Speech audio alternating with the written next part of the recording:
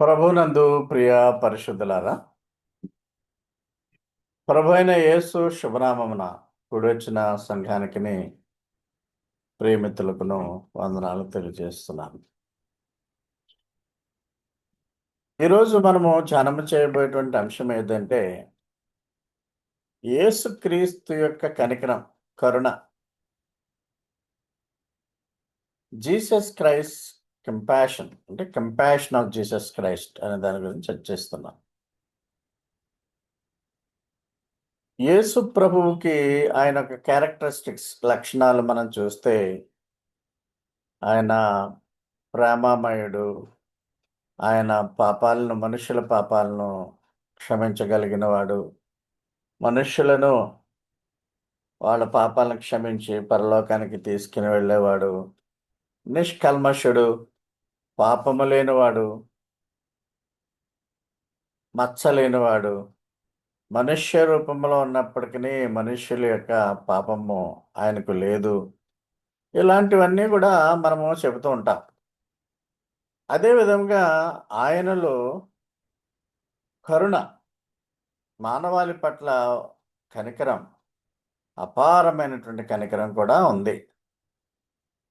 మనం కనుక్కోవచ్చు, మనకి కొన్ని బాధలు, శోధనలు వచ్చినప్పుడు యేసుప్రభువుకి ఏమీ తెలియదు అనుకుని మనము మానవ ఆలోచనతో మనము ఆ సమస్యలను పరిష్కరించుకోవడానికి ముందుకు పోతాం. ఏదో అనారోగ్యము, శోధన, ఆ టెన్షన్ మనకు వచ్చేస్తూ ఉంటుంది. అది విశ్వాసులకు ఉండవలసినటువంటి అవసరం లేదు. ప్రతీదీ కూడా దేవుని చిత్తంలో జరుగుతుంది అనే విధంగా విశ్వాసులు దేవునిపై నిరీక్షణ కలిగి ఉండాలి. యేసుప్రభు మానవ శరీరముతో ఉన్నప్పటికీ ఆయన ఒక దృష్టాంతములో అంటే ఒక విషయంలో దుఃఖించాడు. కన్నీళ్లు పెట్టుకున్నాడు. తన ప్రియ కుటుంబము, లాజరు తన స్నేహితుడు, మరియా మాత ఆయనకు ఎప్పుడు కూడా ఆతిథ్యం ఇచ్చేది. ఆ యొక్క శిలువ కార్యములో హోలీ వీక్‌లో ఆయన ఆదివారము, సోమవారం, మంగళవారం, బుధవారం కూడా శిష్యులతో సహా ఆ కుటుంబము ఆతిథ్యం ఇచ్చింది. లాజరు హఠాత్తుగా చనిపోతే చాలా దుఃఖించాడు. కన్నీళ్ళు, జీసస్ వెప్ట్ అని ఉంటుంది బైబిల్‌లో. ఆ విధంగా అంటే మానవుల యొక్క బాధల్లో కూడా ఆయన పాల్గొనేవాడుగా, కనికరం చూపేవాడుగా ఉన్నాడు. తర్వాత లాజర్‌ని సమాధిలోంచి బయటికి ఆయన సజీవుడిగా తిరిగి తీసుకొచ్చాడు. అది రిజరక్షన్ అవ్వదు. మామూలుగా ఆ పూర్తి కాలము ఆయన జీవించి మళ్ళా చనిపోయి ఉండవచ్చును లాజరస్. సో, యేసుప్రభువుకి ఉన్నటువంటి అనేకమైనటువంటి లక్షణాలతో పాటు కనికరము అనేది చాలా చాలా ఇంపార్టెంట్. మన పట్ల కనికరము కలిగి ఉంటాడు. మనము కూడా తోటి మానవుల పట్ల కనికరం ఉండాలి. కఠినాత్ములంగా వాతావేయబడినటువంటి మనస్సు కలిగిన వారముగా మనము సాతాను సంబంధులుగా ఈ లోకములో ఉండేటువంటి ప్రతి విధమైనటువంటి ఆ శోధనలో పడిపోయే విధముగా మనం ఉండకూడదు. యేసుప్రభువు మనకు ఒక మాదిరికరంగా మీరు కరుణ కలిగి ఉండండి. కంపాషన్ తోటి జీవుల పట్ల మీరు కంపాషన్ కలిగి ఉండండి అని అంటాడు ఆయన. అంటే మానవులు ఎలాంటోళ్ళంటే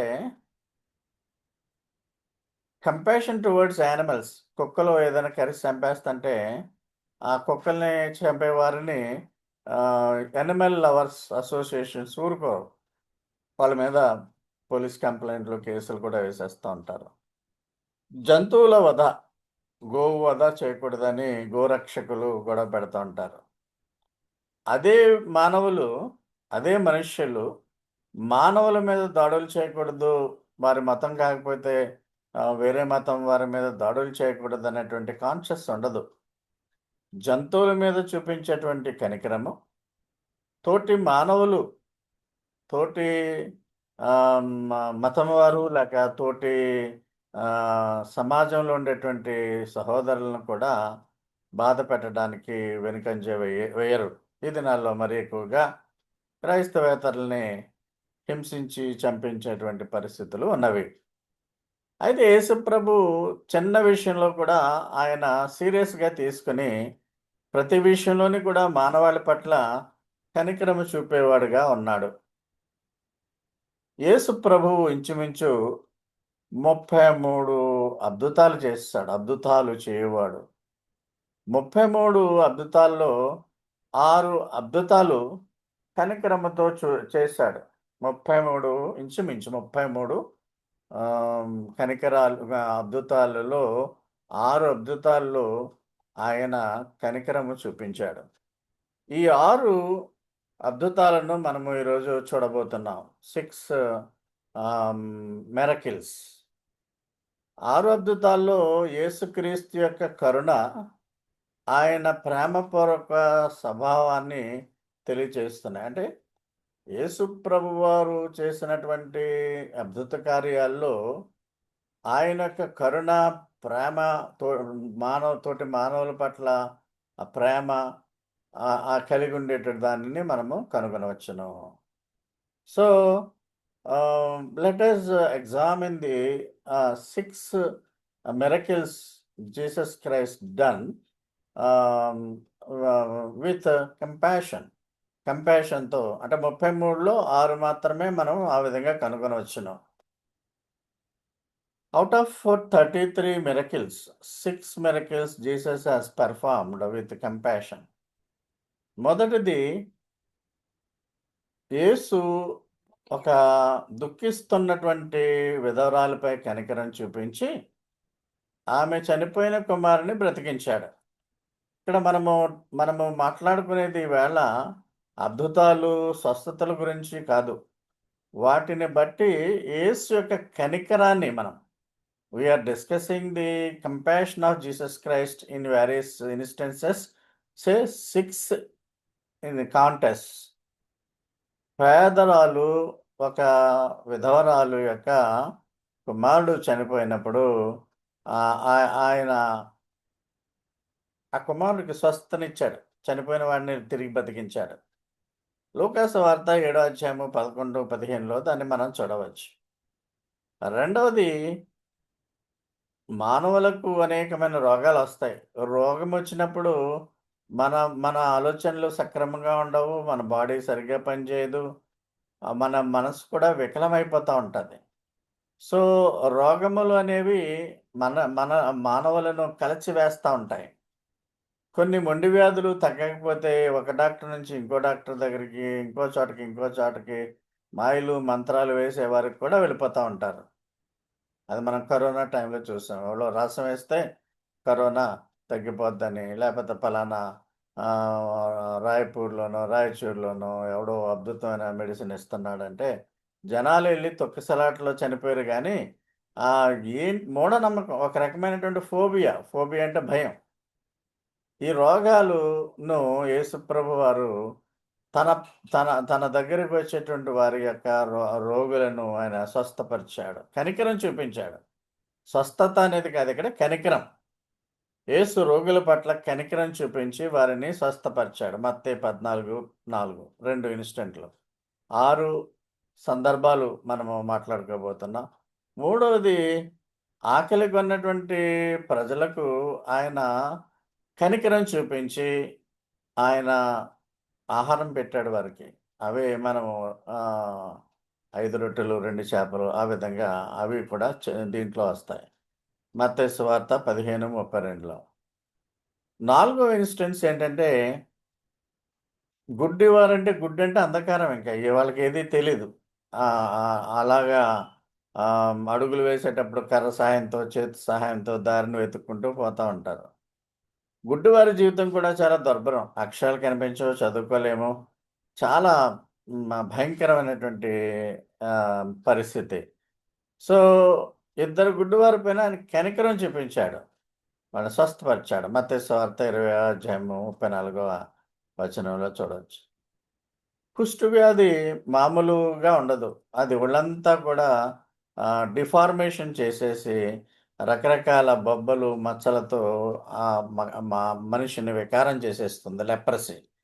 అందుకనే పూర్వకాలంలో లెప్రసీ వ్యాధిగ్రస్తులను ఊరు బయట అంటరాని వారుగా ఉంచేవారు. వాళ్ళు సమాజంలోకి రాకూడదు. సో కుష్ఠరోగుల యొక్క పరిస్థితి బహుభయంకరంగా ఉంటుంది.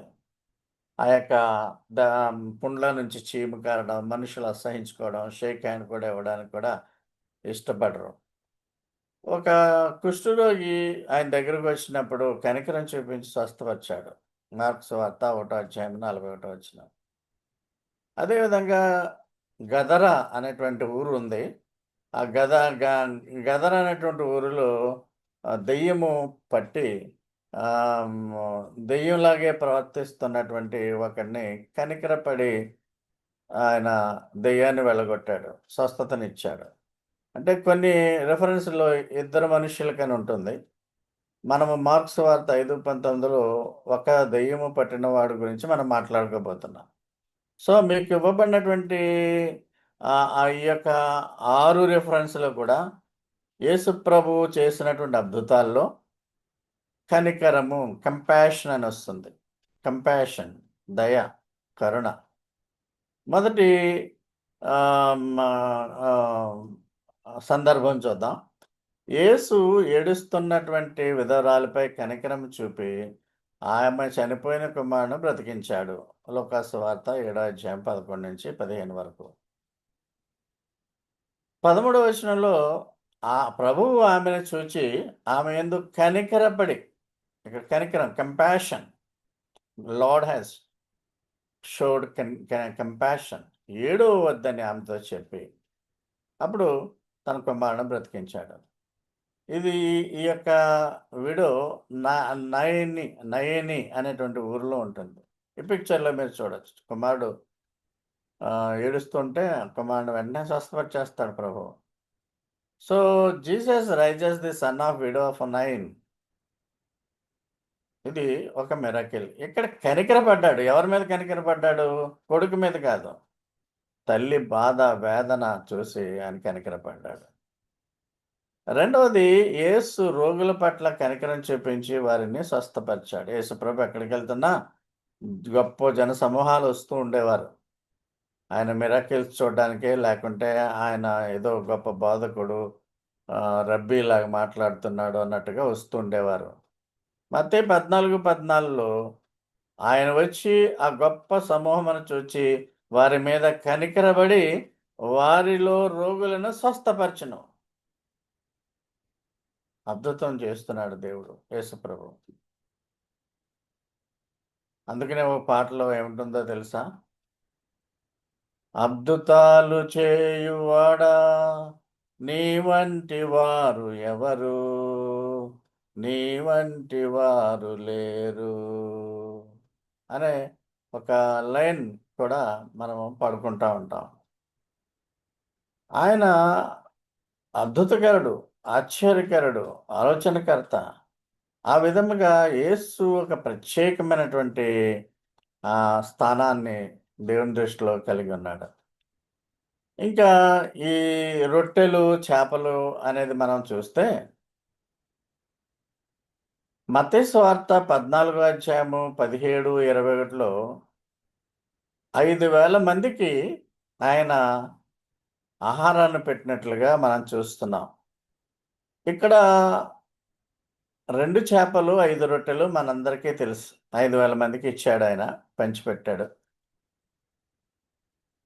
అవి ఇంకా 12 గంపల రొట్టెలు మిగిలిపోతాయి. మత్తయి సువార్త 14, 17, 21లో మనం చూడొచ్చు. Plenty of bread. ఇక్కడ 5 బ్రెడ్‌లని తీసుకొని, 5 రొట్టెలను తీసుకొని, 2 చేపలు తీసుకొని 5,000 మందికి సరిపోయే విధంగా ఆయన ఒక అద్భుతాన్ని చేశాడు.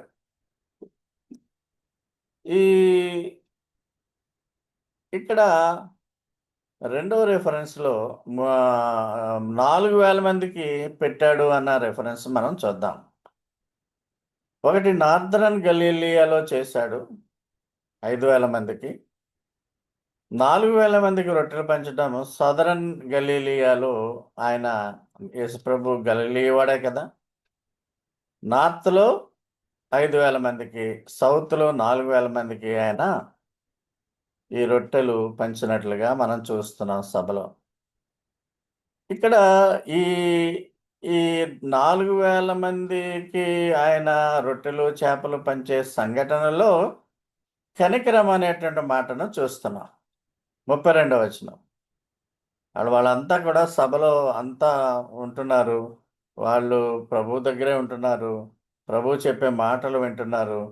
కనుక ఆ ప్రభువు యొక్క మాటలు వినడానికి వచ్చిన వారికి సుదీర్ఘంగా వాళ్ళు వాళ్ళు అదే విధముగా ఉండటం వలన ఆకలి వేస్తుందని ప్రభువు కనికరం చూపించాడు. 32వ వచనంలో శిష్యులను పిలిచి, ఈ జనులు నేటికి 3 దినముల నుండి నా యొద్ద ఉన్నారు. వారికి తినడానికి ఏమీ లేదు గనుక వారి మీద కనికరపరచును. అంటే 3 రోజుల పాటు ఏకధాటిగా ప్రభువు వద్ద వారుండి అరణ్యములో ప్రభువు చెప్పిన మాటలు వింటున్నారు. 3 రోజులు. మనము 3 గంటలు ఆదివారం నాడు కూర్చోవాలంటేనే మనకు చిరాకొచ్చేస్తది. 3 రోజుల నుంచి లేకుంటే సభలు పెడితే మొన్నట్లాగా ఒక రోజు సభకే జనాలు మా చాలా ఇబ్బంది పడిపోతారు. వచ్చి మధ్యలో వెళ్ళిపోతా ఉంటారు. అటెండెన్స్ ఏసుకొని కొంతమంది వెళ్ళిపోతా ఉంటారు. అంటే మనకు చాలా చిరాకెక్కువ. అయితే అప్పుడు ప్రజలు యేసుప్రభువుని ప్రేమించారు కాబట్టి, యేసుప్రభువు ఆయన అద్భుతకరుడు, అద్భుతాలు చేస్తాడు, లేక ఆయన మాటలు చాలా మనకు ఉపయోగకరంగా ఉంటాయని వాళ్ళు గ్రహించి, అలా 3 రోజుల నుంచి ఉండిపోయారు ఆహారం లేకుండా. అప్పుడు యేసుప్రభువు కనికరపడ్డాడు వాళ్ళని. కనికరపడి అక్కడిక్కడ సందర్భంలో రొట్టెలు ఇక్కడ చిన్న బాలుడు 2 చేపలు 5 రొట్టెలు కాకుండా అవి ఎవరి దగ్గరో ఉన్నాయి రొట్టెలు. ఎన్ని రొట్టెలున్నాయని ప్రభువు అడిగాడు. 7 రొట్టెలున్నాయి. చిన్న చేపలు ఎన్నున్నాయో ఇక్కడ నంబర్ ఇవ్వలేదు. 5 రొట్టెలు, 2 చేపల కథలో 5,000 మందికి పంచాడు. అది నార్థరన్ గలిలియాలో ఆ యొక్క అద్భుతాన్ని చేశాడాయన. సదరన్ గలిలియాలో 7 రొట్టెలు, చిన్న చేపలను తీసుకొని వాటిని ఆస్వాదించి పైకి కృతజ్ఞతాస్తులు దేవునికి చెల్లించి శిష్యులకి ఇచ్చేయమని చెప్పాడు. ఇక్కడ వాళ్ళు తినగా 7 గంపలు మిగిలాయి. 5,000 మందికి పంచినప్పుడేమో 12 గంపలు మిగిలాయి. ఇక్కడ 7 గంపలు మిగిలాయి. ఇది ఈ ఈ కంపారిజన్ బహుశా మీకు కొత్తగా ఉండుంటది. ఇదివరకు ఎప్పుడు నేను చెప్పలేదు. మీరు స్టడీ చేస్తుండ్రు. సో, ఇక్కడ ఫిష్‌లెన్నో తెలీదు. 7 రొట్టెలు, కొన్ని చేపలు 4,000 మందికిచ్చాడు. 7 బాస్కెట్ల రొట్టెలు మిగిలిపోయాయి. అంటే మల్టిట్యూడ్స్ జనాలు. ఇక్కడ 4,000 మంది, ముందు సంఘటనలో 5,000 మంది అలాగా ప్రభువు పంచాడు. అంటే ఈ మిరకిల్ చేసే ముందు ప్రభువు ప్రజల యొక్క ఆ శారీరక అవసరాలను గ్రహించాడు. ఆకలేసేస్తుంది బాబోయ్! ఆకలేసేస్తుంది బాబోయ్! అనుకునేవాళ్ళు కూడా ఉంటారు కదా! అందుకనే వాళ్ళకి ప్రభువు వాళ్ళ మీద కనికరపడి ఆహారాన్ని సమకూర్చాడు అక్కడే అరణ్యంలోనే. ఆ విధముగా యేసు ప్రభువు జనసమూహాన్ని చూసి జాలి చూపించాడు. మరి ఆకలితో పంపించేస్తే సొమ్మసిల్లిపోతారని కూడా అంటున్నాడు ప్రభువు. అంటే Jesus cares about his people. మనము కూడా సొమ్మసిల్లిపోతామా? మనకు కూడా ఏమైనా ఆరోగ్యమైపోతున్నామా?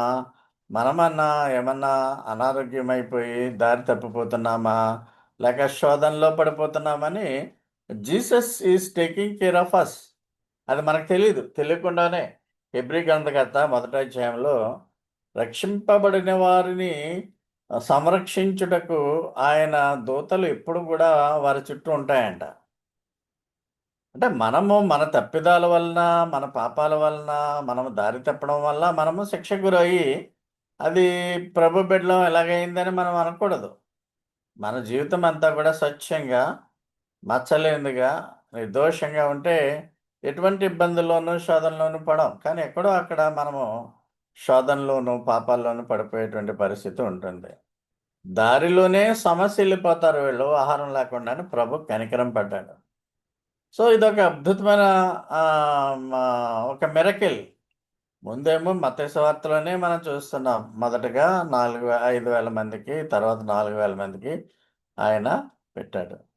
శిష్యులు ఆశ్చర్యపోయారు. ఏంటి జనసమూహాలకి ఈ కొన్ని చేపలు, 7 రొట్టెలు ఏం సరిపోతాయంటే, మీరు పంచండి అనగానే ఆ రొట్టెలు అలా మల్టిప్లై అయిపోతాయి. It's a great miracle.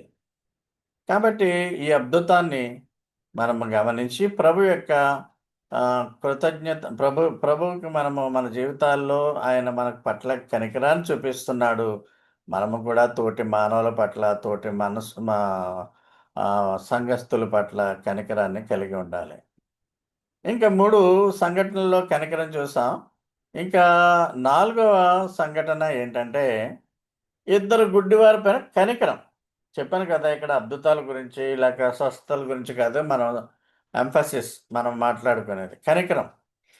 మత్తయి సువార్త 20:34 యేసు కనికరపడి వారి కన్నులు ముట్టెను.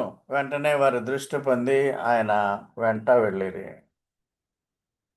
కనుదృష్టి పోయింది. జీవితం దుర్భరం అయిపోతుంది. యేసు వారి ఊరికి వచ్చినప్పుడు ఈ గుడ్డివారు ఇద్దరు ఆయన ఆయన స్వస్థపరచమని అడగా ఆయన స్వస్థ చేశాడు.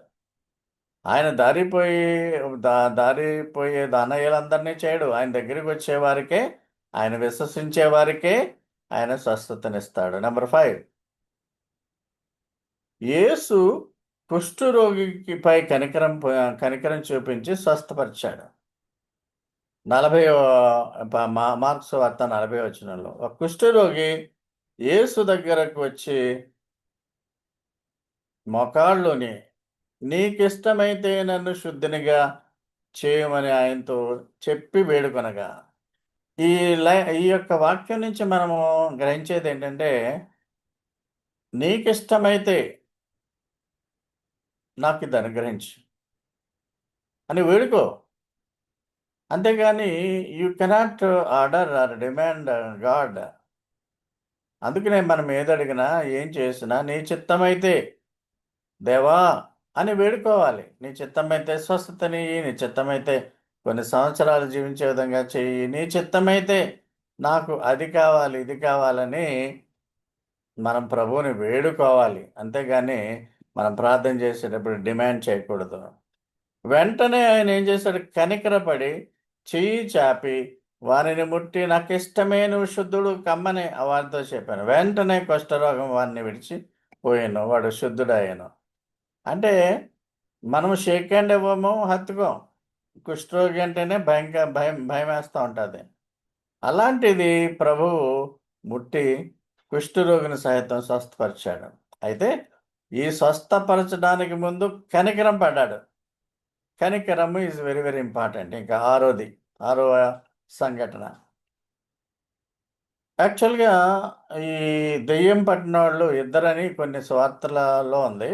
మార్కులో ఒక్కడి గురించే రాయబడింది. మార్కు సువార్త 5:19 దెయ్యం పట్టినవాడు సమాధుల్లో అక్కడే ఆ ఏరియాలోనే నివసిస్తున్నవాడు. సేన అనే దెయ్యాలు వాడిని పట్టుకుంటే పందుల్లోకి యేసుప్రభు పంపించేస్తాడు. ఆ సంఘటనలో మనము ఇక్కడ కూడా కనికరం ఏమన్నా ఉందేమో చూద్దాం. అంటే ముందు స్వస్థపరిచే ముందు కనికరం కాదు గానీ, ఆయన దెయ్యములను వెళ్ళగొట్టిన తరువాత వాడంటాడు, ప్రభువా నీతో పాటే నేనొచ్చేస్తాను, నీతో పాటే ఉంటాను అంటే 19వ వచనంలో అంటాడు, మార్కు 5:19 నీవు నీ ఇంటి వారి వద్దకు వెళ్ళి ప్రభువు నీ యందు కనికరపడి నీకు చేసిన కార్యములన్నిటిని వారికి తెలియచెప్పమన్నాను. అంటే కనికరించాడు. God has shown the compassion towards this man suffering from devils. Devils ఉన్నాయంటే ఉన్నాయని మనకు అర్థమవుతుంది కదా వీటిని బట్టి. అందుకనే మనము డెవిలిష్‌గా అయిపోకూడదు. డెవిలిష్ మెంటాలిటీతో ఉండకూడదు. డెవిలిష్ పీపుల్ లాగా మాట్లాడకూడదు. డెవిల్స్ అయిపోతా ఉంటారు కొంతమంది ఒక్కొక్కసారి క్రైస్తవులు, విశ్వాసులు కూడా. So, beware of the devilish behaviour. ఏదైనా అలాంటిది ఉంటే ప్రభువుని అడగండి. ఆయన కనికరపడి మీకు విడుదలనిస్తాడు. ఈ దెయ్యాలు పట్టే దెయ్యములు ఆవరించిన వాడు ఎంత వికారంగా ఉంటాడో మనకు తెలుసు కదా! వాడు యేసుప్రభువు రాగానే దగ్గరికి వచ్చినప్పుడు, ప్రభువా నన్ను కనికరింపమని అనగానే, ఆ దెయ్యాలు కూడా రియాక్ట్ అవుతాయి. దీని గురించి ఇంకొక సంఘటనలో మళ్ళా ఒకసారి ఈ గదరానీయుల గురించి మాట్లాడుతూ నేను మీకు చెప్పబోతున్నాను. ఇక్కడ ప్రభువు గద్దిస్తాడు Daemon.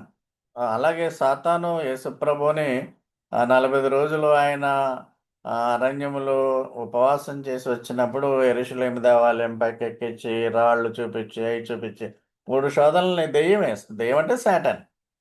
So, Satan power is to some extent. But దాన్ని ఓవర్ పవర్ చేసేటువంటి శక్తి యేసుకుంది. యేసంత శక్తిమంతుడు. యేసు ప్రభు మానవ రూపంలోనే దేవుడు.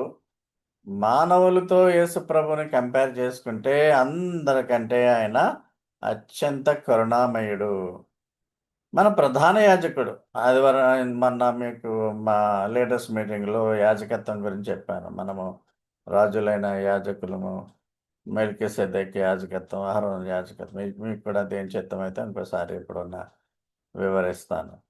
మన ప్రధాన యాజకుడు మన బలహీనతలందు మనతో సహానుభావము లేనివాడు కాడు గాని, సమస్త విషయములోనూ మన వల్లనే శోధింపబడినను ఆయన పాపం లేనివాడుగా ఉండెను. ఆయన కూడా శోధింపడ్డాడు. కానీ ఆయనలో పాపం లేదు. కనుక జయించాడు. మనలో పాపం ఉంటే మనము ఆ యొక్క శోధనను జయించలేం. కాబట్టి ప్రియులారా, Jesus is always knows about us because he suffered in this earth as we are suffering. He suffered with all devilish trials. దెయ్యపు శోధనలు అనేకమైన వచ్చిన ఆయన జయించగలిగాడు. మనం కూడా వీలైనంత వరకు పాపానికి దూరంగా ఉండాలి. పాపము జోలికి వెళ్లకుండా ఉండాలి. పాపంలో పడి నాశనంకి వెళ్లకుండా మనల్ని మనం సంరక్షించుకోవాలి. కొంతమంది వారు అనుకున్నటువంటి పనులు జరగనప్పుడు యేసుప్రభు వారు మనకు సహాయం చేయట్లేదు. దేవుడు మనకు మన పక్షంగా ఉండగా మనకు మన మీద మేలు కుదవలేదు అని అనుకుంటారు. కొన్ని విషయాలు జరగవు. కొన్ని అనుకున్నయన్నీ జరగవు. కొంతమంది దేవుడిని దూషించి దూరంగా వెళ్ళిపోతారు కూడా. అలాంటి విషయాలు అలాంటి ప్రీచర్స్ కూడా ఉన్నారు. Having served lord for 25 years, 20 years పెద్ద పెద్ద పాస్టర్‌లే యేసుప్రభువుని విడిచి వెళ్ళిపోయారు. వాళ్ళు అనుకున్న పనులు జరగకపోతే అని మీకు కొన్ని ఉదాహరణలు కూడా చెప్పి ఉన్నాను పూర్వంలో.